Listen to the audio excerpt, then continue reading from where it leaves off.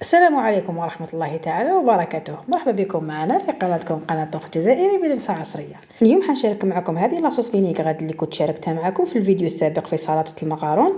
حبيت نديره لكم في فيديو منفرد باش تلحقوا ليه بكل سهولة. نتمنى انكم الاشتراك في القناة باش نلحقوا 100,000 مشترك ونعطروا افواهنا بالصلاة والسلام على خير الانام محمد صلى الله عليه وسلم، ونشوفوا مع بعض المقادير والكيفية. بالنسبة للمقادير عندي هنايا 2 مغارف كبار تاع مايونيز جاهزة، عندي هنايا صينة تاع معدنوس وسنة ثوم ضرورية في الوصفة، وعلبة من الجبن الطازج هذايا علبة واحدة تكفينا، ونصف كأس من الزيت، ومغرفة كبيرة تاع خل، و2 مغارف كبار تاع الماء، وعندي هنا كمية من الجبن الأبيض حوالي 3 مثلثات تاع الجبن الأبيض، وحبة قارص ندير منها عصرة تاع ليمون. وباش نديروا هذه الوصفه لازم يكون عندنا هذاك الطاس الطويل باش نخدموه بالبغا ميكسور، هو اللي حيساعدنا في سرعه ونجاح الوصفه.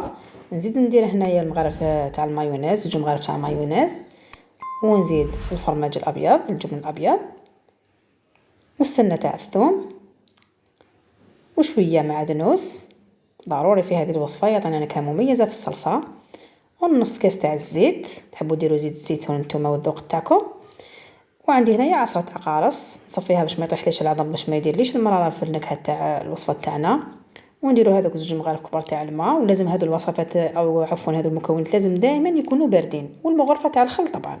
نجيب البغا ميكسور نحطو مباشره هكذا نحطو لتحت ونشعل، ونبقى نطلع ونهبط هكذايا، نبقى نخلط. تاخذ معايا العمليه تماما دقيقه وانا نخلط فيها هكذايا، وهكذا نبقى نطلع ونهبط حتى تمزج مليح هذوك المكونات، وهذاك الزيت يطلع لي مليح مع هذوك المكونات، تخرج لنا بهذا الشكل.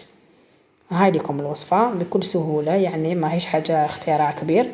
شوفوا القوام تاعها كيف داير، صلصه هذه ماشي مايونيز، القوام تاعها لازم يجي سائل. تحبوا تخزنوها، انا هنا درتها كما قلت لكم كنت شاركتها معكم في الوصفه السابقه في سلطه المقارون، يعني تقدروا تحرجوا بها وتحطوها امام السلطه، اللي حب يزيد يزيد. وهكذايا راني كملت الوصفه تاعنا. هذه مشهد من المشهد تاع الفيديو السابق. هكذايا شوفوا القوام تاعها كيف داير.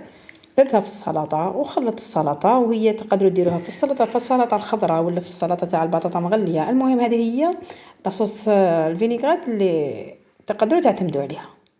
هذه هي وصفتنا نهار اليوم، ان شاء الله تعجبكم. ما عليكم غير انكم تشاركوها مع الاصدقاء وديروا لنا لايك واشتراك، وهنا ما بقى لي نقول لكم غير نخليكم في رعايه الله وحفظه، ونتلاقاو في فيديو قادم باذن الله. مع السلامه.